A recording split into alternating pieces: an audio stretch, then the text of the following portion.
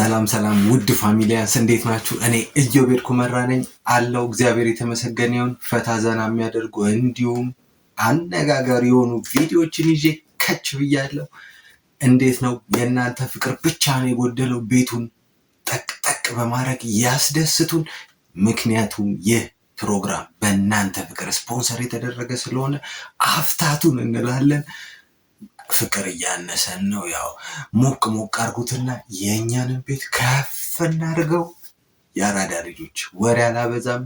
ጸዳ ያሉ ቪዲዮችን ይዤ መጥቻለሁ። ነገራችን ላይ ኮካኮላ እንግዲህ የለቀቀውን ቪዲዮ አየው ማለት ነው። which is ፋይናል ወርልድ ካፕን ጨዋታ ለማየት ሄዳችሁ ሰዎች በሰላም ነው ዲነር ድሬስ አድርጋችሁ ሄዳችሁት? ጋይስ ተው ግን ማለት ሲምፕል ሉክ ተጠቀሙ። ባይዘ ቦታውን የሚመስል ነገር እየታጠላው ምክንያቱም ዲነር ድሬስ ምን ያደርጋል እዚህ ጋር ጋይስ? ምን ያደርጋል ዲነር ድሬስ?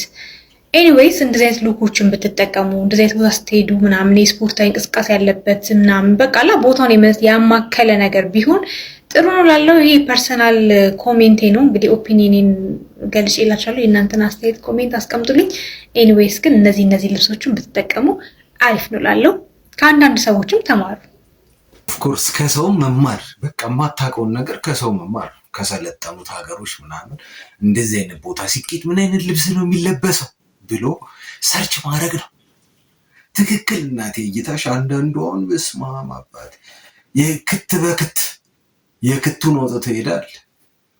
በቃ ቀለል ብለህ በቱታ ምናምን ኢንጆይ የምታደርግበት ነገር ምናምን ትላለህ።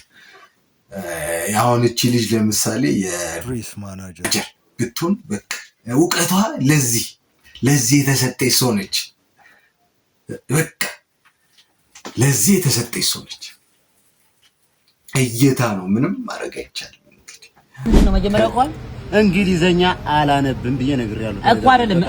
ምግቡ ምንድነው ምናምን ብላ ተናገር። መጀመሪያ ምንድነው ያዘዝከው? ይሄን ምን ኮረስ ነው የሚባል ነው ያለው። ምን ኮረስ ማለት ምን? አንተ ምንድነው ያዘዝከው? እኔ ምን አውቃለሁ? አንተ ምንድነው ያዘዝከው? ይሄን ምን ኮረስ ማለት ምን ማለት ነው? እኔ ምን አውቃለሁ? አንተ ምንድነው የድንች አይደል እንዴ? ምን ኮረስ ምናምን ብላ መጣችሁ? ድንች አይደል እንዴ? እኔ እንጃ። ግባና ዘዛርከኝ አዘዝኩ። በቃ አለ እኮ ምንድነው መጀመሪያ ቋል እንግሊዘኛ አላነብም ብዬ ነግሬያለሁ እኮ አይደለም። ምግቡ ምንድነው ምናምን ብላ ተናገር መጀመሪያ። ይሄ ምን እንቁላል ነው? ባዶ እንቁላል የተጠፈጠፈ እንቁላል ነው ያመጣችው። ሌላ ምንድነው? ቆይ ምን አድርገው ነው የምትለኝ አንተ? ቆይ አይደለም መጀመሪያ ገብተህ እዛ አላልኩም መጀመሪያ? አዎ አልከኝ። ብቻ አዘዝኩ። በቃ ሌላ ምንድነው ላድርግሽ? አንተ ምንድነው ያለችው እሷ? እኔ ምን አውቃለሁ? ያዘዛት እሱ ነው እኮ። ታዲያ ምን ኮረስ ማለት ምንድነው? የድንች አይደል? የድንች ኖርማል ድንች አይደል? ያውም ያልተላጠ ድንች አይደል? እሺ አሁን ምን ይሆንልህ? አንዳንድ ጉራሽ እንደጎረስን አለቀ። ምን ይሆንልሽ ንገረኝ። ይሄው በምን ይበላሽ? ይሄ ነው ያዘዝኩ። ምንድነው? እኔ እኮ ተናግሬያለሁ። ቅድም አስቼ ነው እየነገርኩ ደጋግሜ አይደል እኮ። ይሄ በምን ይበላል ያልኩህ አንተ አትናገርም እንዴ? ይሄ በምን ይበላሽ? ቆይ ንገረኝ። እኔ ምን አውቃለሁ? ሌላ የሚመጣ ካለ ተጠይቅ። ይመጣል። ሌላ ይመጣል። ድንች ታመጣለች እንዴ? ምን ኮረስ ነው ያለች አንተ? አይ ኮረስቲውን ያለች እንጂ እኔ ብቻ አላውቅም እንግሊዘኛ። ደጋግሜ ነግሬያለሁ። አላነብም፣ አልሰማም። ስለዚህ እኮ ምንድነው አንተ ምንድነው የተባልክ? አንተ ባቤ ምንድነው የተባልክ? እኔ ገብቶ አዟት እኩል አይደል እንደ ገባ ነው እኮ። ታዲያ ምንድነው ያዝከው? የታለ መሳይ ነው? እኔ ነበር በቃ ምንድነው? እኔ አዲስ አበባ ምግብ ቤቱ ዲኮሩ ብቻ የበዛበት ምግብ ቤት ልምጣ እንዴ? ዲኮር የጣውላ ባዶ ጣውላ ቁጭ ያለ ይሄ ምናምን አነገረ ቀደም ይሄን ሁሉ ነው አምጣችሁ ቁጭ ታረጉት። ምን ሆነ ነው? አንተ ራስህ ያማል እንዴ? ይሄ ቃሪያ እኮ ነው። ይሄ ቃሪያ ነው። በቃ ይሄ ሽንኩርት ነው፣ ቲማቲም ነው። ሌላ ምንድነው? አንተ ምን ማለት ነው እንዴ? ምን ሆነ ነው? እሱ አይበላም እኮ እየላስከው ነው እንዴ? እና ለዚህ ነው 1300 ብር የከፈልኩትኝ ለማይረባ ነገር። አንተ ለዚህ ነው 1300 ብር ይሄንን ጥናጥሬ እንትን ብዬ ነው 1300 ብር የከፈልኩትኝ። ምን አውቃለሁ? ምን አይደለም ሲጀመር አዲስ አበባ ከመጣ ቀደም ትላለህ። አዲስ አበባ ከመጣ ቀደም ትላለህ። አዮ መጣ አፉ የቀደመው አዘዝኩኝ። ባይዘው ይሄ እንትን ነው እንደገባህ 2 ፓስታ በእንጀራ 2 ፍርፍርና 2 ድንች በ1000 ምናምን ብር አግበስብሰህ መብላት ከለመድክ አስቸጋሪ ነው። በምንም በቃ ይሄ በእንደዚህ አይነት ምግብ ወደ አባቴ የባሰ ዲዘርተር ነው እየሆነበት የሚሄደው። እና ለማንኛውም ያው ሳታቂ ገብተሽ ነበብ አድርገሽ ምናምን ቢሆን አሪፍ ነው። ሰርሰ ምናምን ሄደህ ምንድነው ጠይቀህም ማዘዝ ነው። አንዳንዴ በፎቶ ላሳዩኝ ከቻልክ ብትል አሪፍ ነው። ግን ያው አጣጥምሽ በልተሻል ማለት ነው። ይኸውልህ ግን የተዋወቅኩበት አጋጣሚ በእንደዚህ 70 ደረጃ በጀርባ በኩል የሆነች አቋራጭ መንገድ አለች እና በሆነ ምክንያት በዛ አልፋለሁ ብቻዬን ሆኜና የሆኑ ልጆች በቃ ዝም ብሎ ሳንቲም ፍላጋ ምናምን አታካረጉኝ አስቆመው ያው ስንት ይዛል ምናምን እና ያው በጉልበት ነገር ነው። እዛ እሱ አለፈና እኔም ራሴ ሰፈሬ ኃይለኛ ነኝ ብዬ ነው የማስበውና በጣም ተናድጃለሁ። በቃ ከዛ ሰፈሬ እጄ ያኔ ደግሞ ጓደኛ አለ ሰፈር ልጅ ተመስገን የሚባል ነገርኩት እና በቃ መሄድ አለብን መጣላት አለብን አልኩት። እንዲ አድርገው እንደዚህ ያደርጉኝ ምናምን ያው እኛ ሰፈር አይደለም ናዝሬት ስኩል ትምህርት ቤት ጀርባ አለ። ከዛስ አረ የዛ ሰፈር ዋናውን አውቀዋለሁ አለኝ። ዋናውን ባለው ኤልዶ ካበበ ስለቀጠለ ግን አይደለም በቃ መጣላት አያስፈልገንም ለሱ እንነግረዋለን ምናምን ቦሱ ነው ተባለ። ሄኖክ በላይ ዘለቀ ይማራል። እኛ ከነሱ ትንሽ ወረድ ብሎ ብሔራዊ ቤተ መንግስት የሚባል ትምህርት ቤት ነው መማረው። ሰው ይሄ ተመስገን ምለም ጓደኛዬ በላይ ዘለቀ ነው የሚማሩት። በዛ ነው የሚተዋወቁት። አረ ዋናው አለኝ በቃ ዋናው ተብሎ ከዛ ሄድን ዋናውን ልናገኘው ማለት ነው። 70 ደረጃ ሄድን። ሲመጣ ቀብዱ ነው ተባለ። ዋናው ላኩት ቀብዱ። አሬ ራሱ ግራ ገባኝ። ፊዚካሊ ሳይሆን በቃ ጭን ምናምን ግን ክትስተር ያለች ነች ሄዲና ከዛ በቃ ኢነርጂዋ ምናምን ልነግርህ አልችልም። ማን አባቱን ምናምን አለች። እዚህ ጋር እንዲ ምናምን ቦታውን ምልክት ስነግረው አወኳቸው ምናምን አለ። ኑ እንሂድ ምናምን ተባለ። ከዛ አብረን ተያይዘን ሄድንና ከዛ ልጁን ሲያገኘው እግሩን እንደዚህ አንስቶ ነው ያናገረው። ማለት ስልክ እንጨት ላይ በእውነት እኮ ነበር እግሩን እንደዚህ ስፕሊት ሰራ ነበረና እግሩን እንደዚህ ዘርግቶ ሉክ ስለቀጠና አይደለና ልጁ በቃ ገና ልክ ሄኖክን ሲያመርበት ጀመረ። በቃ እኔ አላወቅኩም ምናምን ተባለ። ይቅርታ ተባልኩኝ ምናምን በቃ አይለምደኝም ምናምን ተባለ። በቃ መንገድህ ነው ካሁን በኋላ በዚህ ተባልኩኝ። ይሄ ከኔ ጋር ትውውቃችን ይሄ ነው። ግን በኋላ ስሰማ ሚስጥሩ ሄኖክ አይደለም ኃይለኛ ወንድም አለው።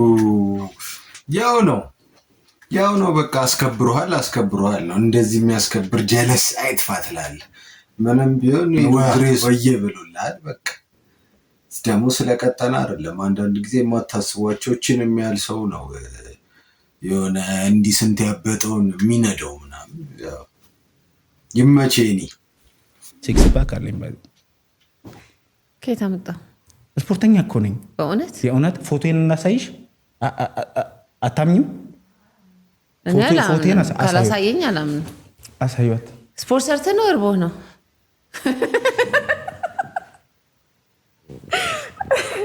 በገዛ ቆንጨራዬ ነው የገደሉ። እርቦ ነው። ይርብሃል ቢሮ ይጠማሃል ቢሮ ይጨንቅሃል ቢሮ ሁሉም እንደዛው ነው። መቻል ነው ዘንድሮ። ዝጋ አንተ ዝጋ። እርቦ ነው። ከአንተ ጋር አውራም በቃኝ። እኔ ራሱ ኮሚቴ ያደረገኝ ባንዴ እርቦ ነው። እኔ እርቦ እኔ ግን አራበኝ። ካላመንሽኝ አሁን በልቼ የመጣሁትን እርጥብ ነው በልቼ የመጣሁት ልነግርሽ ይችላል። እኔ አራበኝ። ሲክስ ፓክ ያለው ሁሉ እርቦት ነው። ሲክስ ፓክ የሚመጣ በመራብ እኮ አይመጣም። ሲክስ ፓክ አይቼ እኮ ነው። አንዳንድ ፕሮፌሽናሎች እንደሱ ሲሰሩ በእርግጥ ባይዘው ኮንዲሽን ከሌለ ይርባል። እንትን ነው ሰዎች እንትን የሆነች እምብርቴ አቆራረጡ ትክክል አይደለም ስትወለድ። አዎ ዝም ብለው ነው ጊዜ ስላልነበራቸው በአንድ እጃቸው ነው ቋጠሩት እና በጣም እንደዚህ አብጣለች ወደ ውጭ ወጥቶ። አዎ እና ከደረቴ እኩል ነው ማለት ይቻላል። እና ያሲን እምብርቴ ካፖርት ቁልፍ ይመስላል ምናምን የሚባሉ ነገሮች እንትን አደርጋለሁ። ሪስታርት የምታደርገው እሱ ሲነካ ነው ወይ ምናምን ይሉኛል። እና ሰዎች ኔጌቲቭ ነገሩን ያዩታል። ግን እኛ ለፍተን ነው ያመጣ ነው። ይህን አስረግጬ ለመናገር ፈልግ እንደሰማችሁት ነው። እኔ ብዙም ባይዘው እዚህ ላይ ምንም እሱ ራሱ ደስተኛ ሆኖ ነው ሲጫወት የነበረው። ያን ያህል እንኳን ፌሻል ኤክስፕሬሽን ለውጥ አላሳየም፣ አልደበረውም። በቃ ኖርማል ጭዌ ነው እየተጫወተ የነበረው። በቃ እዛ ላይ ብዙም እንደውም ሙድ ይዞባት ነው የወጣው። እምብርቴ ምናምን ብሎ አላግጦ የወጣው ምናምን። ግን በዚህ ረገድ እኔ ነጥብ ይዛችሁ የምታወሩ ሰዎች እንደው ኧረ ፊቱ እኔ እኮ በቃ እንዲህ ምናምን ሲባል ያን ያህል በቃ እሷም ለጨዋታ ነው የመጡበትን እንትን ያቺ ተቆርጣ ብቻ የተያዘችዋን አይቶ እንደዛ እንትን መስጠት ብቻ እኔ ለእኔ አስፈላጊ አይደለም ብዬ ነው የማስበው። ኖርማል ነው። ይህች እህታችን ምንድን ያደረገችው? ሰዎች አዲስ የስራ ቦታቸውን ሲያስመርቁ በርካታ ታዋቂ ሰዎችን በመጥራት ነው። ይህች እህታችን ግን በተቃራኒው ያደረገችው። እንደምትመለከቱት በርካታ የተቸገሩ ሰዎችን በመጥራት ተንከባክባ አብልታ ጠጥታ አዲስ ኦምብሬ ቤቷን አስመርቃለች። ፊደል ኦምብሬ ትባላለች። ሴቶችም እንግዲህ ኦምብሬ መሰራት ከፈለጋችሁ እሷ ጋር ሄዳችሁ መሰራት ትችላላችሁ። አድራሻዋም እንግዲህ ዘፍመሽ ህንፃ 1ኛ ህንፃ ላይ ትገኛለች። በቃ ይመቻት። አሁን እኮ በጣም የተቸገር ነው ሁላችንም አንድ አይነት ሙድ እናራምድ። በቃ የጎረቤት ቤቱን ሲያስመርቅ 100 ፌመሶች ጠርቶ ካለ በቃ አንድ አይነት ሙድ ራሱን የሚሆን ሰው ነው የጠፋው በዚህ ዘመን። በጣም በቃ ይሆናል በራሱ ሙድ የሚሄድ ሰው ነው። በቃ ይሄ ነው የሚያስደስተው። እንደው እነሱ ሲፈወሱ እፌ ሲሉ እነዛ ቢመጡም አይበሉትም ብላን ብሎ ነው የሚሄዱት። እነዚህ ግን የተራቡ ናቸው። እናቴ ጠቃ አድርገው እንደው አመስግነው ሲሄዱ ለአንቺም በረከቱን ዝን ያደርግልሻል። ትልቅ ማስተዋል ነው ብዬ አስባለሁ። ይመች።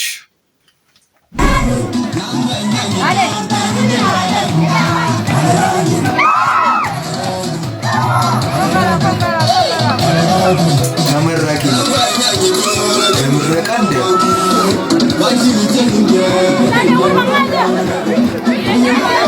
አንድ ከቀበሌው መሆን አለበት መቼ።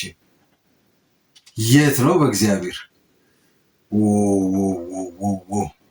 ማስተርስ አንድ ዶክተር ደግሞ ቢኖር ይተኮሳል። በቃ ቻው የታባቱ። ሌላው ሰሞኑን በሶሻል ሚዲያ ውስጥ ሲዘዋወር የነበረው የቃልባባና የአርቲስት ገነት ነገር ባለፈው ቪዲዮ ሰርተን እንደው ብትቷቷው አንቺም ትልቅ ሰው ነሽ፣ ብዙ ገቢ ያለሽ፣ እንደው አርፈሽ ብትቀመጪ ብለን ለመገሰጽ ሞክረን ነበር። ጭራሽ ገነት ንጋቱ አምራለች ወገን፣ አምራለች። በቃ ቪዲዮ ተፖስታለች። ከዚህ በፊት ልጅቷ እንደው ፍርድ ቤት ጉዳይ አለብኝ ያለችውን ቪዲዮ አውጥታ ሀላል። አሁን ይህ ምን ይባላል? እንደው ከሆነ ዓመት በላይ ላሉ ሰዎች የሚሆን ማደንዘዣ ጠፋ የሚያረጋጋ። እንደው አትወጉልንም? እኔ ብትወጉልን ባይ ነኝ።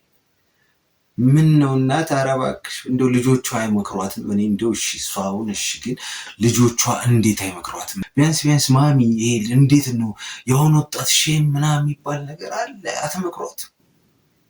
በዚህ ረገድ ሪቬንጅ ምናምን አሁን በቃ እሷ ይሄን ስላለች ወተሽ ሪቬንጅ። ትልቅ ሰው እንደ ትልቅነቱ ሲሆን እኔ ቃልባባ ብታጠፋ ምንም አይገርመኝም። ሕፃን ነሽ፣ በቃ እሷ ገና አዲስ ነሽ ምናምን ይባላል። በትልቅ ሰው ሲሆን የተከበርሽ ሰው ነሽ። እንደ ኢትዮጵያ ሕዝብ ስንት ግሬስ፣ እኔ እንዴት እንደምወድሽ እንደነበር በፊት ፊልሞችሽን ሳይ ምናምን በቃ ግሬስ ያለሽ ሰው ነበርሽ። አሁን ግን ዩቲዩብሽን ለማየት ራሱ እኔ ሰቀጥተኝ ጀመረ። በፊት የምንወድሽ ማንነትሽ ቢኖር በጣም በዛው ማንነትሽ ተከብረሽ ብትቀጥይ በጣም አሪፍ ነው ብዬ ነው ማስበው። እስቲ ቪዲዮ ላይ እንመለስ። የ5 ልጆች እናት ሆነሽ የኔ አንድ ልጅ የሆነ ነገሬ በራሴ ጥፋት ተነካብኝ ብለሽ ለማስነጠቅ ይሄንን ርቀት መሄድ አላቅም። ህሊናሽ ምን እንደሚወቅስሽ ግን ደግሞ ይሄ የለቀቀችው ዩቲዩብ ማለት ነው ብዙዎቻችሁን ያስተምራል። በምን አይነት መንገድ አልፌ ደግሞ እግዚአብሔር ምን ያህል ረጂ አምላክ እንደሆነ እንድታዩ ሄዳችሁ እዩላት። በደንብ ልቀቂው። አንቺም አመሰግንሻለሁ። እግዚአብሔር ይባርክሽ፣ ልጆችሽን ይጠብቅልሽ። እንዳየነው ነው። በቃ ገነት ሌላ ታሪክ ውስጥ ገብታለች። ያው እንግዲህ ልቦና ይስጠን ነው የምለው። ምንም ማድረግ አይቻልም። በኒውዮርክ ከተማ የዚች ኢትዮጵያዊ የባለስልጣን ልጅ የቅንጦት ህይወት በርካቶችን እያነጋገረ ይገኛል። ስሟ ቪኪ እንደሆነ የገለጸችው እቺ ወጣት ጠያቂው በወር ስንት ብር ታጠፊያለሽ በሚል ለጠየቃት ጥያቄ በወር ከ35,000 እስከ 40,000 ዶላር እንደምታወጣ ነገር ግን ገቢ እንደሌላት ትናገራለች። የዚች ኢትዮጵያዊ ወጣት ቪዲዮ በርካቶች ጋር መድረሱን ተከትሎ ስለ ወጣቷ የቤተሰብ የኋላ ታሪክ በወጣ መረጃም ልጅቷ የቀድሞ የኢትዮጵያ ጉምሩክ መስሪያ ቤት ከፍተኛ ኃላፊ አቶ ዘሱ ወልደ ጊዮርጊስ ልጅ መሆኗ ተነግሯል። በርካቶችም በዚህ ሰዓት ባለስልጣናት ከዚህ ደሃ ሀገር ላይ ዘረፉትን ገንዘብ ቤተሰቦቻቸው በተቀረው ዓለም የቅንጦት ህይወትን እየመሩበት እንደሆነ ማሳያ መሆኑን እየገለጹ ሲሆን መንግስትም የባለስልጣናቱን የሀብት ምንጭ ማጣራት እንዳለበት ምክር ሀሳብ እየሰጡ ይገኛሉ። ቪዲዮውን በርካቶች ጋር እንዲደርስ ሼር፣ ኮፒ ሊንክ፣ ሪፖስት እያደረጋችሁ ፎሎ ያላደረጋችሁ ደግሞ ፎሎ ማድረግ እንዳይረሳ።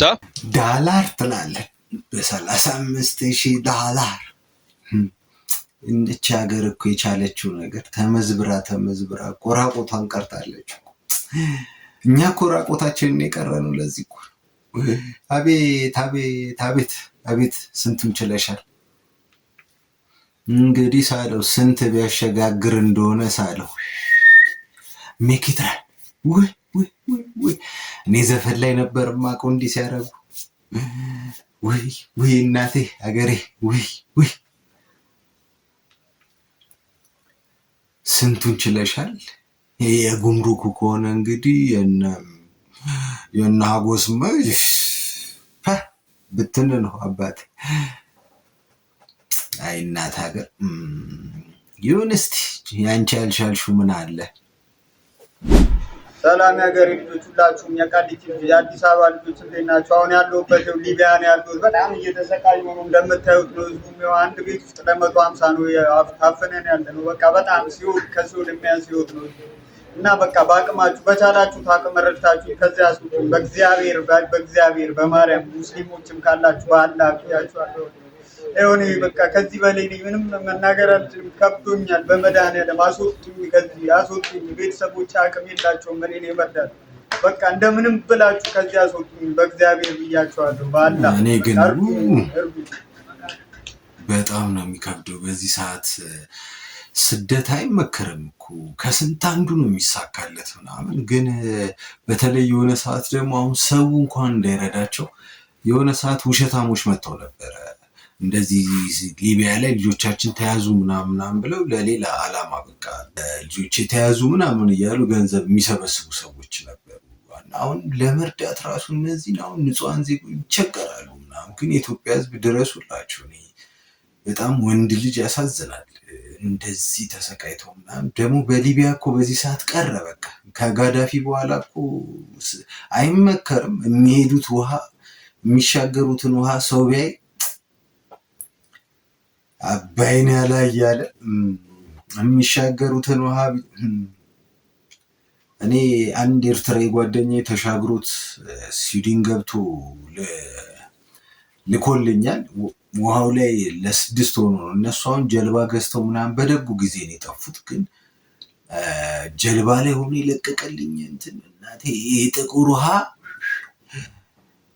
ምን ነው ዶላር ቢቀርብኝ ነው የምትለው፣ ሽሬን ብበላ ነው የምትለው። ግን ያሳዝናሉ። እንደው አቅም ያላችሁ ሰዎች እንደው ይህን ቪዲዮ ራሱ ኮፒ ሊንክ አርጋችሁላቸው እንደው ቢደረስላቸው ይህ ሁሉ ወገን ያሳዝናል።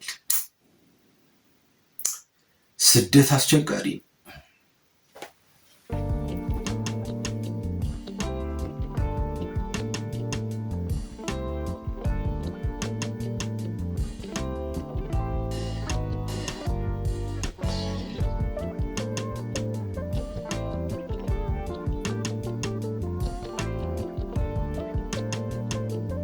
እኔ በቅሎ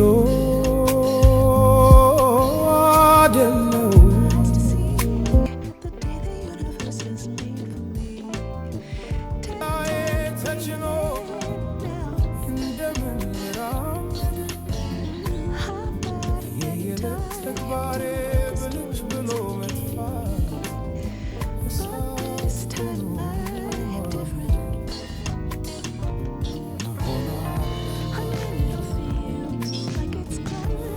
እኔ አይ ቲንክ ለቪዲዮ ብላ ከሆነ የሰራችው አይዶንት ነው። ግን በቃ የሆነ በህይወት እያለ የሰጣት ፍቅር ይመስለኛል። እንዲሁ ሰዓት ምናምን የሆነ በቃ መለየት የከበዳት ነው የሚመስለው። ሰዓት ምናምን ተደጋጋሚ 1-3-4 ቪዲዮ ለቃለች ምናምን። እንግዲህ መጽናናቱን ይስጥሽ ነው የምለው እናቴ። ግን በቃ የምትወደው ሰው የምር እኮ ምድር ላይ በቃ በህይወት ሳለ የሰጣት ነገር ቫልዩ ሲሞት ይከብዳል። በቃ በጣም የምትወደው ሰው ከሆነ ሴቶች እንደዚህ አይነት አሰቃቂ ወንጀል ሲፈጽሙ ስሰማ ለመጀመሪያ ጊዜ ነው። እነኚህ 3 ሴቶች የፈጸሙትን አሰቃቂ ወንጀል ልንገራችሁ። እነኚህ 3 ሴቶች እንግዲህ በሻሸመኔ ከተማ በመስተንግዶ ስራ ላይ ተሰማርተው ነው የሚሰሩት። ታዲያ እነኚህ ሴቶችም ውንብድና ወይም አንግ ለመስራት ያስባሉ። ታዲያ አንድ ቀን እነሱ የሚሰሩበት ግሮሰሪ አንድ ግለሰብ አልጋ ይዝና ይተኛል። ታዲያ እነሱም ግራ ቀኝ በማየት ማንም እንደሌለ ካረጋገጡ በኋላ ወደ ክፍሉ ገብተው አንደኛው በለበሰው ልብስ አፉንና አፍንጫውን ታፍነዋለች፣ አንደኛው ደግሞ አንገቱን ታንቋለች፣ አንደኛው ደግሞ እንዳይንቀሳቀስ እግሩን ትይዘውና አፍነው እንግዲህ በአሰቃቂ ሁኔታ ህይወቱ እንዲያልፍ ያደርጋሉ። ሰውየውም ከሞተ በኋላ እንግዲህ ያለውን ነገር ከወሰዱ በኋላ የሱ ማንነትም እንዳይታወቅ በኪሱ የነበረውን የባንክ ቡክ ፎቶውን ቅድድ በማድረግ እንዲሁም ስሙን በመሰረዝና እንዲሁም ራሱን እንዳጠፋ በማስመሰል አንገቱ ላይና እግሩ ላይ የኤሌክትሪክ ሽቦ በማሰር እንግዲህ ከቦታው ይሰወራሉ። የሻሸመኔ ፖሊስም እንግዲህ ወንጀሉን አጣርቶ ወንጀለኞችን በቁጥጥር ስር ያውላቸዋል። ፍርድ ቤትም ቀርበው እንግዲህ ጥፋተኛ ተብለው 3ቱም በ20 ዓመት እስራት እንዲቀጡ ፍርድ ቤቱ ወስኖባቸዋል። አስቸጋሪ ነው። ዘንድሮ ብሷል አባቴ። ዘንድሮ በማጠብቀው በሼባ ኮቱን ባረገው በቸከስ በእርጉዝ ምናምን ነው አባቴ። ማሊያ ተቀይሯል። አስቸጋሪ ነው። በፊት እኮ በቃ የፀጉሩን ያንጨበረር ምናምን የምትለው ምናምን ነው። በፊትም ፀጉሩን ስላንጨባረረ ምናምን ይሰርቃል ማለት አይደለም። ሰው በልቡ ነው የሚታየው። ግን በቃ እንደው ስትራክቸራሊ አይተው ምናምን እንደው ላቦሮ ብለህ የምትገምተው አይነት ሰውን የማትገመቱን ነው አባቴ። የለም ሳይገመት መጥቶ ነው ገምቶ የሚሄደው። መቀነስ ያለብን ጓደኛ፣ መዝናኛና መረጃ። ምክንያቱም የምንቆጥበው ትልቁ ነገር ኤነርጂያችንን፣ ትኩረታችንን። እነኚህ 3 ነገሮች ጓደኛ፣ መዝናኛና መረጃ ትኩረታችንን እንዳንሰበስብ የሚያደርጉን፣ ውጤታማ እንዳንሆን የሚያደርጉን ናቸው። ጓደኛ፣ መዝናኛና መረጃ። ምክንያቱም ጓደኛ ከበዛ ብዙ ጓደኛ አለን ማለት በብዙ ሰዎች ህይወት ላይ ጣልቃ እንገባለን። የብዙ ሰዎች ህይወት ትኩረታችንን ይወስደዋል፣ ጊዜያችንን ይወስደዋል። ብዙ ጊዜያችንን ከራሳችን ጋር ከማጥፋት ይልቅ ከሰዎች ጋር እናጠፋለን። ጊዜያችንን ከሰዎች ጋር ስናጠፋ የምናባክነው ጊዜ ብቻ አይደለም። ትልቁ ኃይላችን፣ የሰው ልጅ የተሰጠው ብቸኛው ኃይል ኤነርጂ ነው። ያ ምን እንለዋለን? ሐሳብ፣ የአእምሮአችን ኤነርጂ ነው። ቶት ብዙ ጊዜያችንን የምናስበው ስለ ሌሎች ጉዳዮች ይሆናል፣ የተበተነ ይሆናል። ይህንን ሐሳብ መሰብሰብ ካልቻልን፣ አእምሮአችን መሰብሰብ ካልቻልን ውጤታማ መሆን አንችልም። ትንሽ ጓደኛ ባለን ቁጥር፣ ብቻችንን በሆንን ቁጥር ይበልጥ ኃያል እንሆናለን። ምክንያቱም ከራሳችን ጋር የምናጠፋው ጊዜ በጨመረ ቁጥር ውስጣችንን መረዳትና በነገሮች የምንፈልጋቸው ጉዳዮች ላይ የማተኮር የመፈጸም አቅማችን እያደገ ይሄዳል። ስለዚህ ብዙ ጓደኛ ሳይሆን ትንሽ ጓደኛ ነው የሚያስፈልገን። ሁለተኛው መዝናኛ ነው። አብዛኛው መዝናኛ ብለን የተቀበልናቸው ነገሮች በትክክል መዝናኛ ሳይሆኑ አእምሮአችንን የሚረብሹ፣ አእምሮአችንን የሚጎዱ ናቸው። መጠጥ መዝናኛ አይደለም። መጠጥ የአእምሮ አሰራራችንን የሚያዛባ፣ የማሰብ አቅማችንን፣ የማለም አቅማችንን፣ የመፍጠር አቅማችንን የሚያዳክም ነገር ነው መጠጥ። ጭፈራ መዝናኛ አይደለም። አካላችንን ሊያዝናና ይችላል፣ ለአእምሮአችን ግን ረብሻ ነው። በስራ የደከመ አእምሮ በእረፍትና በጸጥታ ነው የሚዝናናው እንጂ በጭፈራ አይዝናናም። ሜንታል ኤነርጂያችንን ዌስት የምናደርግበት አእምሮአችንን አላግባብ የምንረብሽበትና የአእምሮአችን የውጤታማነት በጣም ዝቅተኛ የምናደርግበት መንገድ መጠጥና ጭፈራ ዳንስ ነው። ውጤታማ አያደርገን። ሶስተኛው መረጃ ነው። በዚህ ዓለም ላይ ስለ ሁሉም ነገር ማወቅ የለብንም። ሁሉም መረጃ ጠቃሚ አይደለም። በሚዲያ የሚቀርብ ነገር ሁሉ ጠቃሚ አይደለም። እኛ ግን ከራሳችን ህይወት ጋር፣ ከራሳችን ስራ ጋር፣ ከራሳችን ዓላማ ጋር የምንፈልገውን ነገር ብቻ ነው ማተኮር ያለብን። በሁሉ ጉዳይ ላይ ትኩረት እናድርግ ካልን፣ ስለ ሁሉም ነገር እንስማ ካልን ኤነርጂያችንን እየበተን ነው። ይህንን ሜንታል ኤነርጂ፣ ይህንን ክሪኤቲቭ ኤነርጂ እያባከን ነው። ስለዚህ ሁሉ መረጃ ቤታችን ቴሌቪዥን ስላለ ወይም እጃችን ላይ ስልክ ስላለ ሁሉን ነገር መስማት የለብን። እነኚህን 3 ነገሮች ስንቀንስ፣ ጓደኛ፣ መዝናኛ፣ መረጃ ስንቀንስ፣ አንደኛ ብቻችንን ሆነን የመቆየት የማሰብ የመፈጸም አቅማችን ያድጋል፣ በራስ መተማመናችን ያድጋል። ሁለተኛ ከውስጣችን ጋር ሰላምን እንፈጥራለን፣ ሰላማዊ የሆነ ማንነት ይኖረናል። ሶስተኛ ጤነኛ እንሆናለን። ምክንያቱም አእምሮአችን ካልተረበሸ አካላችን አይረበሽም። ያለን ትልቅ ኃይል፣ ሁላችንም ያለን ትልቅ ኃይል የአእምሮ ኃይል ከሆነ የአእምሮ ኃይል መሰብሰብ የሚፈልግ ከሆነ ይህንን ለመሰብሰብ የሚበትኑትን ነገሮች መቀነስ መቻል አለብን። ጓደኛ፣ መዝናኛና መረጃ ከቀነስን ውጤታማ እንሆናለን። ዋው እንደሰማነው ነው። በጣም ቀላል ነገር አይደለም የሚያነሳው ነገር፣ በጣም ግን ወሳኝ የሆኑ 3 ነገሮች ናቸው። መረጃም ብዙ አይጠቅምም፣ ሲበዛ ቦታ ይዛል ምናምን። ብቻ እንደ ቀልድ ግን በጣም የሚገራርሙ ነገሮችን የነገረን ጓደኛም። እስቲ ወደ ቀጣይ ቪዲዮ። A wife decided to get revenge on her cheating husband by replacing his lubricant with super glue. The result? Her husband and his lover ended up in an extremely awkward situation at the hospital. According to reports, the man had cheated multiple times. Despite repeated warnings from his wife, he continued his behavior, even bringing other women home for affairs and storing lubricant in a drawer. When the truth came out, the wife was furious. She then swapped out his lubricant with fast-drying super glue. When the man brought his lover home again, the wife's plan worked. The husband and his lover were trapped in a sticky situation they couldn't resolve on their own. They had to call for urgent help and were rushed to the hospital. Medical staff spent 5 hours helping to separate them. During that time, the couple barely dared to look at anyone in the hospital. After the incident, the husband scolded his wife and threatened legal action. The video quickly went viral online. Some people found the wife's revenge unforgettable, while others thought she went too far. If there was enough evidence, why not just take the husband to court? What do you think about this case? Leave your thoughts in the comments. እንግዲህ ትንሽ ለመስማት እንደሞከር ነው ምንድነው ባሏ ቺት እያደረገ ያስቸግራታል በተደጋጋሚ ምናምን፣ ተው እያለች ትመክረዋለች ምናምን። ያው ለበቀል ብላ ማጣበቂያ ያው ለማለስለስ ምናምን እዛ አካባቢ ቦታ ምናምን ግንኙነት በሚያደርጉበት ሰዓት ለማለስለስ የሚጠቀምበት ነቃ ቀይራ ሱፐር ግሉ በሚባል ግሉ አጣብቃቸዋለች። እንግዲህ ሁለቱን እኛ ሀገር ልፈልገውን ብንል አናገኘው። አይ ፈረንጅ ግን በዚህ ያህል የሚያጣብቅ ግሉ ነገሩ ፈረንጅ አያጣ ምን አልቆበት።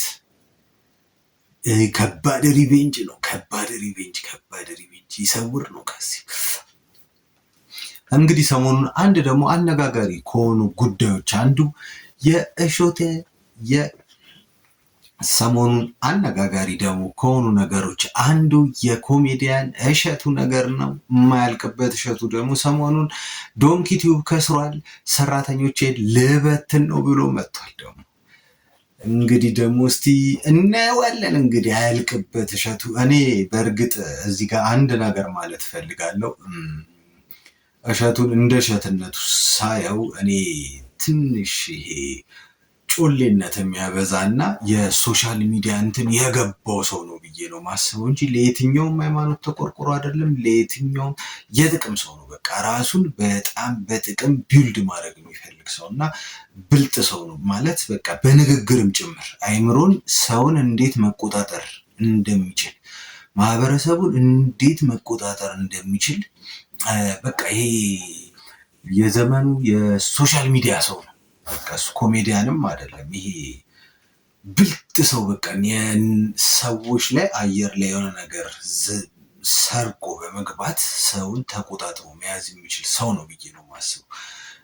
የሚያመጣቸው አይዲያዎች ከዚህ በፊት ገጠር እገባለሁ ብሎ ነበር። ከሆነ ዓመት በኋላ ተረሳ። የኢትዮጵያ ሕዝብ ይረሳል፣ ረሳ። እኔ ግን አልረሳውም፣ አልገባም። ብቻ እስቲ እንዲያ ከማላታችን በፊት ስለ ኪሳራው እንዴት እስቲ የተሰጡትን አስተያየቶች አንዳንድ ቪዲዮዎች ምናምን አይተን እንምጣ። አሁን ዛሬ ከ8 ቀን በኋላ 31 ሰራተኞች ለማሰናበት እገደዳለሁ ያልኩበት ምክንያት ሌላ ምንም አይደለም፣ የኢኮኖሚ ችግር ነው። እንዴት ጆሮ ስጡና አድምጡኝ። የመጀመሪያው ነገር የምንሰራቸው ሾዎች ቅድም እንዳልኳቸው 20 ምናምን ቀን ነው የሚፈጁት። 20 ምናምን ቀን አንድ ሾው ላይ ተፈጅቶ ከዩቲዩብ የሚገኘው ገንዘብ በየትኛውም ካልኩሌሽን ወጪው ሊሸፍን አይችልም። ለምን ካላችሁኝ የመጀመሪያው ነገር ዶንኪ ቲዩብ የግለሰብ ዩቲዩብ ወይም ዝም ብሎ የግል ተቋም አይደለም።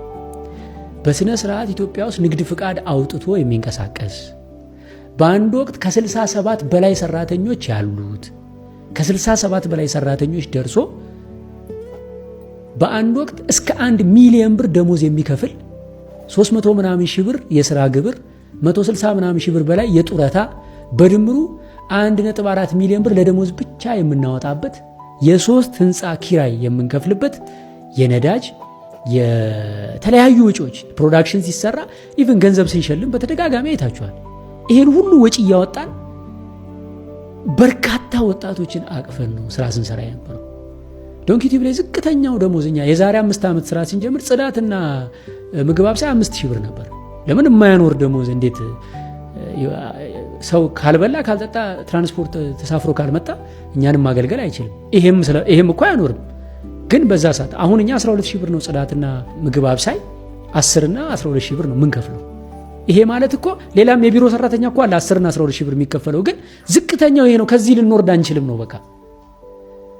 በተቻለ መጠን ቤተሰብ የሚያስተዳድሩ 3-4 ልጆች ያላቸው እናት አባት የሚጦሩ ታማሚ እናት ያላቸው ታማሚ ወንድም ያላቸው ወጣቶች ናቸው የተሰበሰቡት። እግዚአብሔር መርጦ የሰጠኝ ህይወታቸውን የሚሰጡ ዋጋ የሚከፍሉ ኦኬ። ስለዚህ በወር ከ2 ሚሊዮን ብር ያላነሰ ራኒንግ ኮስት አለኝ። አብዛኛው ደግሞ በመንግስት የሚያዝ አይደለም። ለቀረጻ ብላችሁ ትወጣላችሁ፣ ትበላላችሁ፣ ትጠጣላችሁ፣ የተለያየ ወጪ ታወጣላችሁ። መንግስት አይዘው። ዶንኪ ቲዩብ ውስጥ ምገባ አለ። ከ29 እስከ 30 ሰው ቁርስ ምሳ ራት ይበላ ነበር። እያደሩ የሚሰሩ ሰራተኞችም ይበላሉ። አይ ደሞዝ ያልበቃኝ መብላት ፈልጋለሁ ካለም አንድ ሰው ደብዳቤ ጽፎ መብላት ይችላል። ወጪው የመጀመሪያው ደረጃ የዶንኪ ቲዩብ ወጪው እጅግ በጣም ከባድ ነው። ገቢው ግን የዩቲዩብ ቪዲዮ የምናመርትበት አቅም ግን እንደ 40 ሰራተኛ 50 ሰራተኛ እንዳለው ሰው በቀን 2 ቪዲዮ መልቀቅ ነበረብን። ግን የምንለቀው ቪዲዮ በጣም በስሎ ስለሆነ የሚለቀቀው አንችልም እንደዛ ማድረግ። ትንሽ ቪዲዮ ነው የምንለቀው፣ በጣም ብዙ ነን።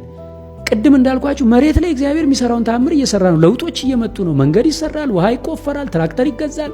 ርስት ለኢትዮጵያ ኦርቶዶክስ ተዋሕዶ ቤተክርስቲያን አሜሪካ ላይ ያን የሚያክል ርስት ምናምን ኦኬ፣ የእግዚአብሔር ስራ ነው። ክብር ምስጋና ያደረሰው። እኛም አልጎደለብንም፣ ደስ ብሎን እየኖርን ነበር። የእኛ ችግር የጀመረው ግን የዛሬ 3 ዓመት ነው። ከዛሬ 3 ዓመት ጀምሮ መቼም እኛ ይሄን ሁሉ ወጪ የምናስተዳድረው በዩቲዩብ ገቢ ብቻ አይደለም። ስልጠናዎች እንሰጣለን፣ በጎን የተለያዩ የምናምንባቸውን ስራዎች እንሰራለን ለወጣቱ የሚጠቅሙ። ስለዚህ ገቢ እናገኛለን። ስፖንሰሮች ማስታወቂያዎች አሉን፣ መርጠን ተጠንቅቀን የምናስገባቸው ስፖንሰሮች አሉ። በግልጽ እነዚህን አታክ ማድረግ ተጀመረ ማለት ነው። ለምሳሌ ከተፈራረምን በኋላ ትልልቅ ስራዎች ተሰርዘውብናል። በተደጋጋሚ ይሰረዙብናል፣ በተደጋጋሚ ማለት ነው። ስለዚህ ምን እየሆነ መጣ? ተጨማሪ ገቢ እንዳናገኝ ያው የሆነ ከጀርባ ኃይል አለ ማለት ነው፣ ያንን የሚያዳክም። 2 ቲክቶክ በጣም እያደገ ሲመጣ ዶንኪ ቲዩብ ላይ እኛ በጣም ለፍተን እስከ ሌሊቱ 8 ሰዓት እንቅልፋችን አተን የሰራነውን ቪዲዮ እንጭናለን። ወዲያው ሙሉን ይወስዱና ሰዎች ቲክቶካቸው ላይ ይጭኑታል። ሰው ደግሞ ቲክቶክ ላይ ነው ያለው። ቲክቶክ ላይ የኛ ቪዲዮ 3 ሚሊዮን 3.5 ሚሊዮን 1.6 ሚሊዮን ጊዜ ይታያል። ዩቲዩብ ላይ ስንመጣ ግን ወይ 300 ሺህ ነው ወይ 500 ሺህ ነው 100 ሺህም ሊሆን ይችላል። ስለዚህ ቲክቶክ ላይ በቃ የኛ ቪዲዮ በጣም እየተወሰደ መጫን ጀመረ። ቲክቶክ ላይ መጫኑ ለበጎ ስራዎቻችን ጥሩ ነው። ብዙ ሰው ጋር ሲደርስ ያንን በጎ ነገር ብዙ ሰው ገንዘብ ይረዳል። አሪፍ ነው ተደራሽነቱ። የኛ ኢንካም ገቢያችን ግን ቲክቶክ አይከፍልም፣ ዩቲዩብ ነው የሚከፍለን። ዩቲዩብ እየቀነሰ መጣ ማለት ነው ገቢያችን። 1 ሚሊዮን ጊዜ ከታየ ለምሳሌ በ1 ሚሊዮን የሚከፈለን የሚመስለው ሰው አለ። አይደለም። የመጀመሪያው ኢትዮጵያና አፍሪካ ውስጥ በሚያዩ ተመልካች ክፍያ የለም። አውሮፓና አሜሪካ 100 ሺህ ሰው ካየው በዛው ነው የሚከፈለን። እሱም የሚከፈለን ማስታወቂያ ድርጅቶች ያው ስለሚያስገቡ ነው። አሁን ኢትዮጵያ ውስጥ ዩቲዩብ ስታዩ የውጭ ሀገር ማስታወቂያ አይመጣባችሁም አይደል? ቪፒኤን ስታበሩ ግን ይመጣል የውጭ ሀገር። እሱ ነው ክፍያ ማለት። $100 ለምሳሌ ቢሆን ክፍያው መጀመሪያ ዩቲዩብ 45% ይቀንሳል። ለምን? ፓርትነር ነው፣ አጋር ነው። ዩቲዩብ የራሱን ይፈልጋል። 45 ብሩን ይወስዳል፣ 55 ብር ይቀራል። ከ55 ብሩ ላይ ደግሞ የአሜሪካ መንግስት 30% ብሎ ታክስ ይወስዳል። 30 ምናምን ብር ትቀራለች፣ እሷ ትላክልናለች። ግለሰብ ዩቲዩበር በሆነ እኔ ዶላር ነው ሲመነዘር ፈንዲሻ ነው አባቴ። ይጠቅመኛል በደንብ $100ም ልስራ $500ም ልስራ መጥቶ ይጠቅመኛል። እንዳልኳችሁ እኛ ድርጅት ነን። ስለዚህ ሲመጣ የዩቲዩብ ብር ምን ውስጥ ይገባል?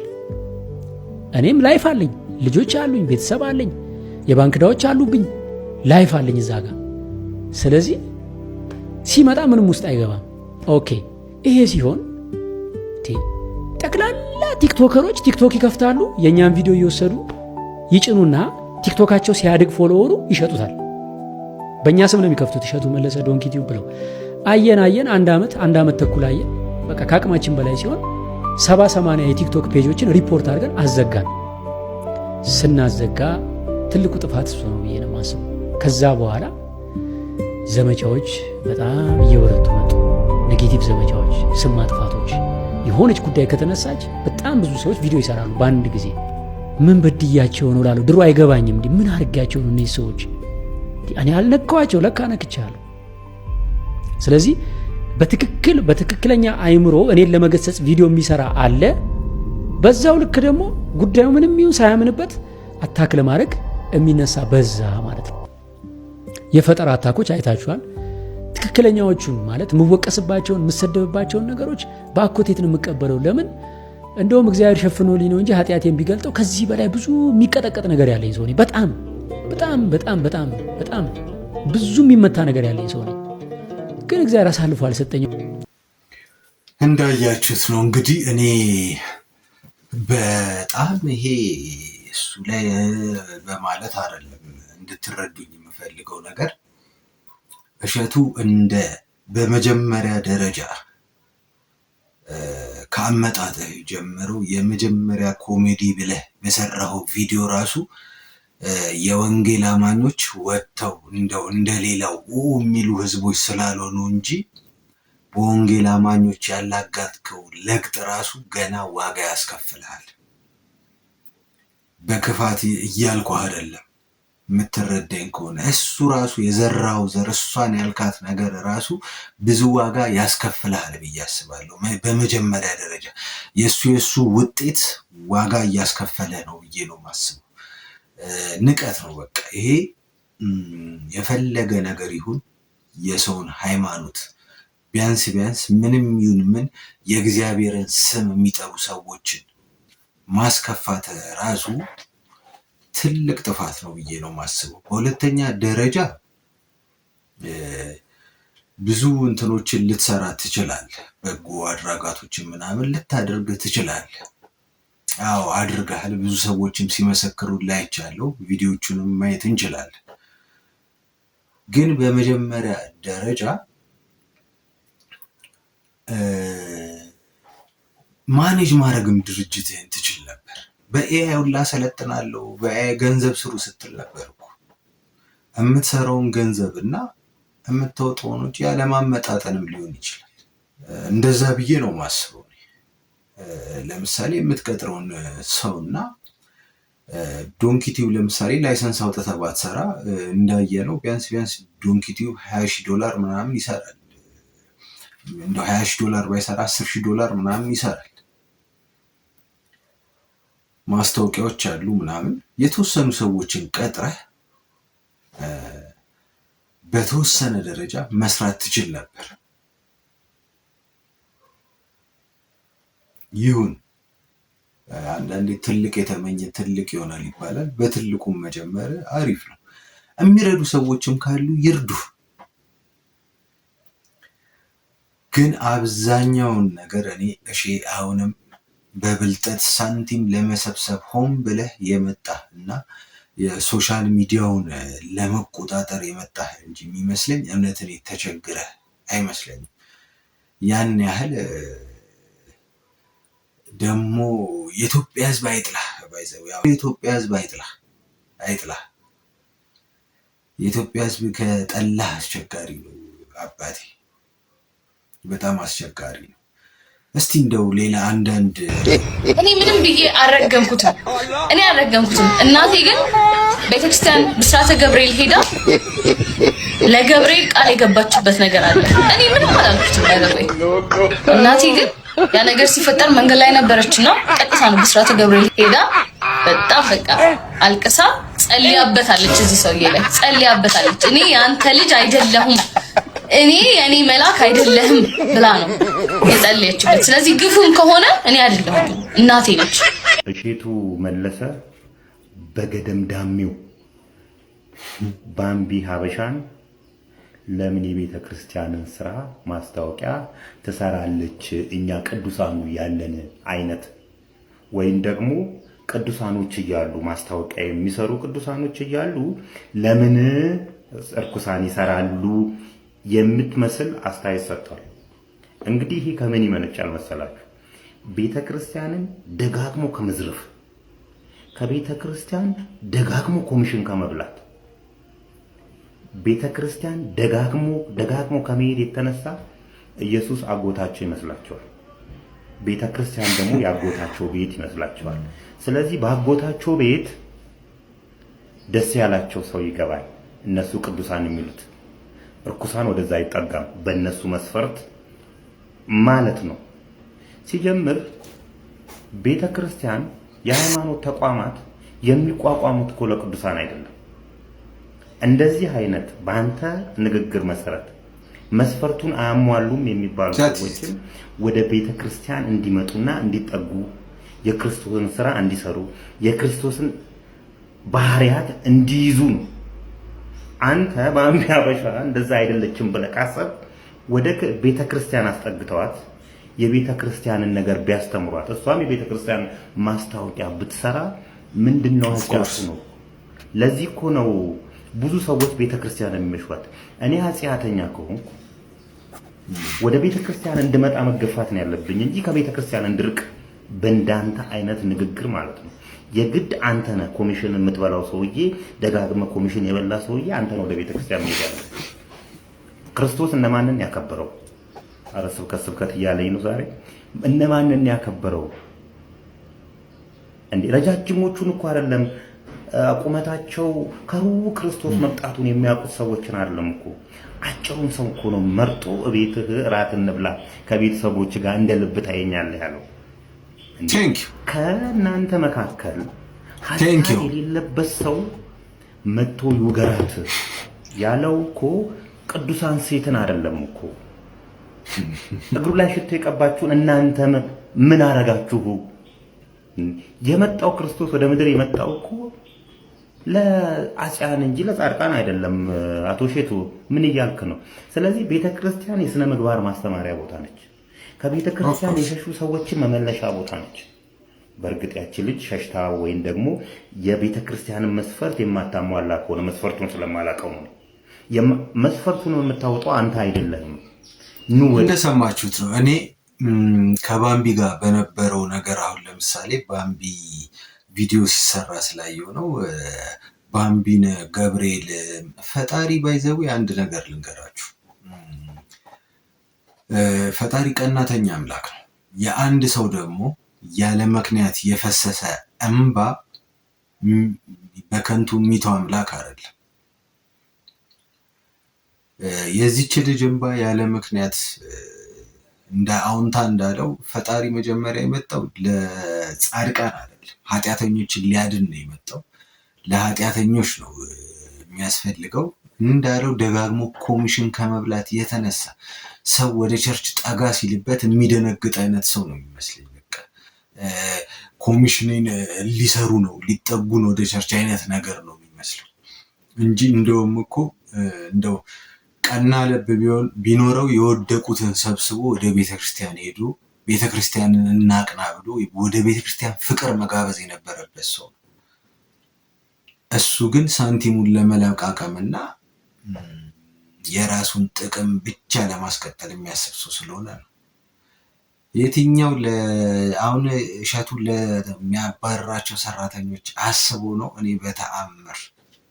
በተአምር እውነት ነው። የሰው ልጅ ከደሞዙ ሲፈናቀል ጉሮሮ አላቸው፣ ልጆች ወላጅ አላቸው። ወጥቶ ስራ መስራት የለመደ ሰው ራሱ ቤት ስራ ፈቶ ሲቀመጥ ትልቅ ዲፕሬሽን ውስጥ ነው የሚገባው። ትልቅ ፈተና እንደሆነ እናውቃለን። ይሄንን ግን እሸቱ እንደማያገናዝብ እርግጠኛ ነኝ። እሷን ለመቀፋፈያ ለራሱ እንትን እንጂ አንድም ነገር ያለውን ነገር ሲያደርግ አላየን። የትኛውስ ኳሊቲ ያለው ነገር ለሀገር የሚጠቅም ነገር ሰርቶ ነው? በቃ ትንሽ የተወሰኑ ቤተክርስቲያናትን ምናምን አቋቁሟል፣ ረድቷል። ከዛ ውጭ ግን ዶንኪ ቲዩብ ላይ ህጻናቶችን ጠርቶ ስለ ዘር ጠላ ትጠጫለሽ ምን ትያለሽ አንድ ተራ ያቀረበው ህጻን የለም። እና እግዚአብሔር አይዘንባችሁ፣ ሰው አይዘንባችሁ። እኔ እሸቱ ለዛ ነው እንደው ፈራጅ ናት አትበሉኝ እንጂ ቅዥቅዥ ያርጎህ ነበር። በቃ ያለ እኔ ብለህ ነበር። አንዳንድ ጊዜ ገበያ እውቅና ሳንቲም ሲመጣ ያለ እኔ ብለህ ነበር። ለዛ ይመስለኛል እንደዚህ በችግሮች ላይ ችግሮች እየወጡብህ ያለው። ፈጣሪ ሚስኮል ያደርጋል። በዚህ ዝም ይልልና የሆነ ሰዓት ላይ ሚስኮል ይሄ ደግሞ ሚስኮል ነው። ሚስኮል ሲያልፍ ደግሞ የባሰ ደግሞ ትኖራለች እሷ። ቁንጥጫም ስትመጣ ደግሞ ሌላ ነገር ነው። እስቲ ሌላ ደግሞ የተሰጡ ቪዲዮዎችን አይተን ድርጅቱ ሊዘጋ ነው 31 ሰራተኛ ላባረር ነው ስል አይዞ አይባል ዝናን የመቋቋም ለነገሩ ዝናውም የመጣው ያንተ ዝና የመጣው ይሄ የእምቧይ ካብ አይነት ነገር ነው። መንግስትን ስለሰደብክ ነው ሁሉም ሲያለቀለቀልህ እንጂ ምንም ደህና ነገር ሰርተህ አይደለም። ይሄ የአበሻ ደግሞ ታሪክ ነው። ምንም አዲስ ነገር የለም። ገብቷችኋል? እንዴት ከዚህ ማህበረሰብ አንተ የሚመራውን ህዝብ የሚመራውን መሪውን እንኳን የማያከብር ማህበረሰብ አንዲት ነገር ሲናገር ቦታ ይሰጠኛል ብለህ ማሰብ ራሱ የመጣኸው እሱን ሰድበህ ከመጀመሪያ ጀምሮ ኮሮናን አስታኮ ምርጫ እንዳይደረግ የተፈለገበት ምክንያቱ ምንድነው? ምርጫ መንግስት ለማራዘም የፈለገው በኮሮና ሀሳቡ ነው ብለህ ድረስ ነበር ስትሳደብ ነበር። አንተ ደግሞ ማሰብ ያለብህ አንተ አይደለህም ለመንግስትም ቦታ የሌለው ሰው ወይም ስርዓት የሌለው ወይ አክብሮት የሌለው ሰው እድሜ ዘመኑ እየታከከ ከሚኖር ሰው ለአማጺና ለሽፍታ የሚደግፍ ማህበረሰብ መልሶ ይደግፈኛል ብለህ ማሰብ ራሱ አንተ ህይወት ነው ወይም ደግሞ ሞት ነው። ለአንዳንድ ሰዎች ሰንበዲን በማኮሰስና ሰንበዲን ወይ ደግሞ መንግስትን ኦር ክብርት ከንቲባዋንና ወይ ዶክተር አብይ አህመድን በማንቋሸሽ ንግስናና እውቅና ያገኛችሁ ሰዎች ከእሸቱ ተማሩ። ኢጎ የሚባል ነገር ጥሩ አይደለም። በነገር ላይ የኢትዮጵያዊ ማለት ሀበሻ ማለት በባህሪው ለሀበሻ በተለይ ስፔሻሊ ለሰው ነው የሚባለው። ኖርማሊ እቅድን አትናገር፣ ገቢን አትናገር፣ ድክመትን አትናገር ይባላል። ስፔሻሊ ለሀበሻ ደግሞ ዋናውን ነገር የራሱን ህይወት ትቶ ነው የአንተን ህይወት ለማበላሸት ሩጫውን የሚጀምር። እነዚህ ሶስቱን ነገሮች ከተናገር ሰይፉ ላይ ከ500,000 ብር እስከ 700,000 ብር ነው የማገኘው በወር አልክ። አሃ እንደዛ ነው እንዴ ብሎ ይቀምርልህ ነበረ። የሄደህ ደግሞ ባምቢ ጋር ተነካካ። በነገር ላይ አንዳንድ የዋህ ሰዎች ወር አንዳንድ ሰዎች ለእግዚአብሔር ሲያቃጥሩ ወዲያው ነው መልሱን የሚሰጡባቸው። የምትነካኩትን ሰው አስቡ። ገብቷል አይደል? የዛኔ ምንድነው ያለችው? ቅዱስ ገብርኤል ደግሞ ደራሽ ነው። እናቴ ነገር መንገድ ላይ ስትሰማ ነው ያለኝን ነገር ስትሰማ ለገብርኤል ሄዳ ነው እሪ ብላ ያለቀሰችው። በቃ አሳየኝ በቅርብ ብላ ያው እንደ ሀበሻ ብሂሉ ልጠቀም ብዬ ነው። ገብቷችኋል?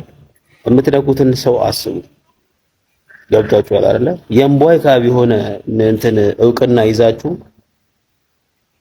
ትንሽ የሆነ ነገር ሲንገዳገድ ኮሽ የምትሉ ከሆነ በዛ ላይ ደግሞ ማሰብ ያለበት አንተ ስትደግፍ የነበረው ኦርቶዶክስ ተዋህዶ ነው።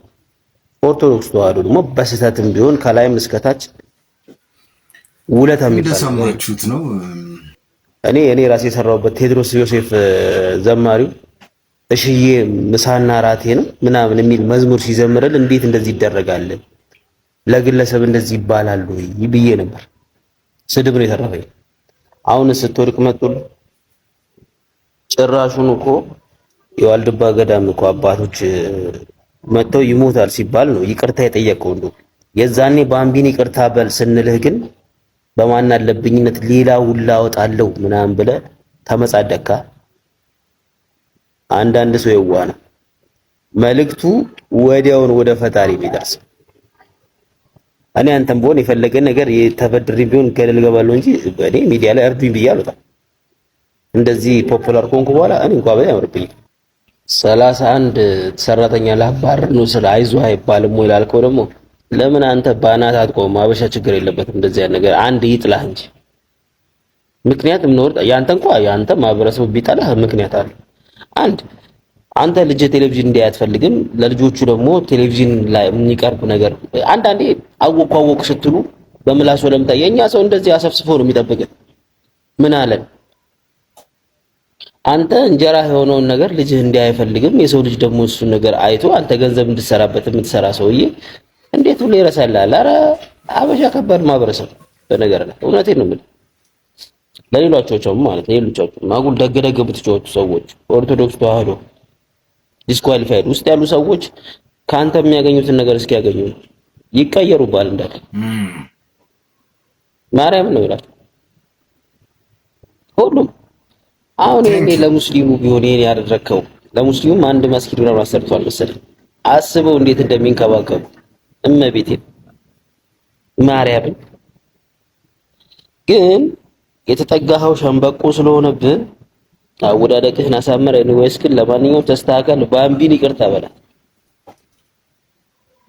በጣም ይሄ ራስን በሆነ ሂሳብ ነው ያየው። በዛ ሰዓት ይቅርታ በል ስትባል ባምቢን ይቅርታ ካልካት ሁሉ ነገር ይስተካከለላል። ለማንኛውም አይዞህ በሉት። ቴንክ ዩ። እኔም ልል የፈለግኩት ዞሮ ከሸቱ ጋር አንተዋወቅም፣ ምንም አይነት እንትን የለንም። ግን እንደዚሁ ሰው ስታዩት በቃ ሲገመት ያስታውቃል። እንደዚህ ስትራክቸራሊ ከሚያወራው ነገር በቃ ከሸቱ ከዩቲዩቦቹ ቻናሎቹ ምናምን ስናይ በቃ የብልጠትና ከፍተኛ የገንዘብ ስግብግብ ግሬሴ በምላስ ሰውን አሳምኖ መኖር የሚችል ሰው አይነት ሰው ነው በቃ እሸቱ። እኔ አሁንም ተቸግሮ ነው ብዬ ለማሰብ ይከብደኛል። እውነት እኮ እሱ ያወራውን የሚኖር አይነት ሰው ቢሆን ኖሮ ዶንኪቱብ ብሎ የሰውን ልጅ ቲቪ ላይ እየጣደ የኔ ልጅ ቲቪ አያይም አዳልጦት የኔ ልጅ ቲቪ አያይም ያለ ሰው ነው። የኢትዮጵያ ሕዝብ እንድታውቀው የምፈልገው ነገር በቃ ብልጥ ሰው ነው እሱ። ለራሱ የሚኖረው ሌላ ነው፣ የሚያደርገው ሌላ ነው። ከዛ ደግሞ ሰዎች ላይ አንዳንድ ሰዎች አሉ ሰው ላይ ጣትን የራሳቸውን ስም አጉልተው ላይ ተቀምጠው የራሳቸውን ስም ማግነን የሚፈልጉ ሰዎች። እኔ እግዚአብሔር ዶንኪቲቭ 100% ያሳድግልን። እንደሱ አይነት 3-4 እጥፍ የከሰረውን ሳይሆን ግሬስ የነበረውን ዶንኪቲቭ አይነት ከፍ ያለ ድርጅት ይስጥ። ግን ሙድህ አይነፋ። የምታራምደው ሙድ ይሄ ብልጠቶች ምናምን አይነፉም። በቃ ብዙ የተወሰኑ ሰዎችን ልትሸውር ትችላለህ። ብዙ ሰው ደግሞ ወጣቱ አሁን ባናና ነው፣ አይሸወድም። በቃ በዚህ ዘመን ምናምን ያገናዝባል። አውቆ ቸል ካላለ በስተቀር ምናምን ያገናዝባል። ይሄ አንቺ ሙድ የተባለን የድሮ የሰገጥ ሙድ ነው ምናምን። ይሄ በቃ በመፍጠን ብሎ በብልጠት ምናምን በሰርተሽ በማሳመን ምናምን ቢሆን አሪፍ ነው። እንወድሃለን። ለማንኛውም እኔ በፍቅር ነው ይህንን እያልኩ ያለሁት። የኢትዮጵያ ወንጌል አማኞችን ደግሞ እንደው እንደ ሀገር ወጥተህ ይቅርታ ብትል ልቦና ካለ ብትል ደስ ይለኛል። ረግጠሃል፣ በጣም ረግጠሃል፣ መስመር አልፈህ ተናግረሃል ብትል ደስ ይለኛል። ባትልም ደግሞ የሚገርማቸው ህዝቦች አይደሉም። ለማንኛውም እወድሃለሁ። አነጋጋሪው ሰሞንኛው ደግሞ ሌላ መነጋገሪያ የሆነ ነገር አርቲስት ጎሳዬ እንግሊዝ ለስራ በሄደበት ሲመለስ እንግዲህ መታመሙ ተሰምቷል። ሰሞኑን አነጋጋሪ ሆኗል እቺን 2 ቀን ይህ ነገር። እስቲ ስለ ጎሳዬ እየተባሉ ያሉ ቪዲዮዎችን ምናምን አይተን እንመለስ። ተወዳጁ ድምፃዊ ጎሳዬ ተስፋዬ ህመም ላይ መሆኑን ገለጸ። በኢትዮጵያ የሙዚቃ ኢንዱስትሪ ከፍተኛ አድናቆትንና ተወዳጅነትን ያተረፈው ታዋቂው ድምፃዊ ጎሳዬ ተስፋዬ በለንደን ያቀረበውን የሙዚቃ ኮንሰርት አጠናቆ ወደ አዲስ አበባ ከተመለሰ በኋላ ህመም እንዳጋጠመው ይፋ አድርጓል። ድምፃዊው ወደ ሀገሩ መመለሱንና የጤና መታወክ እንዳጋጠመው ያሳወቀው በይፋዊ የማህበራዊ ትስስር ገጹ አማካኝነት የተባለው እንግዲህ በትላንትናው ነበር። ከዛ በኋላ ከጓደኛው ከሰይፉ ጋር የተደረገ የስልክ ልውውጥ እስቲ ሰምተን ጎሳዬ ተስፋዬ ታሞ ያለ ፎቶ ተለቆ ነበርና ሰይፍሻ እዛው ላፍቶ አካባቢ ያለ ሆስፒታል ውስጥ ከጎሳዬ ጋራ ነው ያለውና ሰይፍሻ ጋራ ደወል አድርገን ጠይቀው ብለናል። እንዴት ዋልክ ሰይፍሻ? እንደምን ዋላችሁ?